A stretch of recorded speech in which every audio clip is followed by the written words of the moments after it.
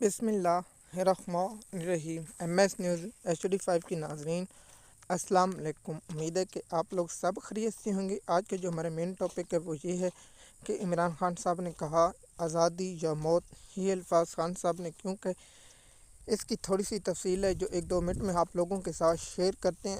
عمران خان صاحب کو معلوم ہے سب کچھ کر لیا جائے گا، آئینی ترمیم ہو یا معنی ترمیم ہو، سب کے لیے اس لیے کیا جا رہا ہے کہ عمران خان صاحب کو کنٹرول کیا جائے اور عمران خان صاحب کی پارٹی کنٹرول کیا جائے۔ تو عمران خان صاحب نے واضح کہا میں مر جاؤں گا لیکن غلامی نہیں کروں گا، میں اپنی قوم کی خاطر جیل میں بیٹھا رہوں گا، اگر مجھے کچھ بھی ہو جائے گا لیکن میں اس صورت برداشت نہیں کروں گا۔ جس پر حامد میر نے کہا ہے کہ عمران خان صاحب اسی وقت بھی رہا ہو سکتے ہیں اگر وہ نواز شریف بن جائیں۔ تو عمران خان صاحب نواز شریف نہیں بننا چاہتے، وہ عمران خان صاحب ہیں اور عمران خان صاحب رہیں گے۔ تو اس لیے تو عمران خان صاحب نے کہا ہے آزادی یا موت، غلامی میرے خون میں نہیں ہے۔ اب دیکھتے ہیں کہ عمران خان صاحب کو عدالتوں سے ویسے بھی انصاف نہیں دیا جا رہا، عدالتیں ویسے بھی ختم کی چکی ہیں، اب پاکستانی قوم عدالت انہیں کیا انصاف کی توقع رکھے۔ شکریہ۔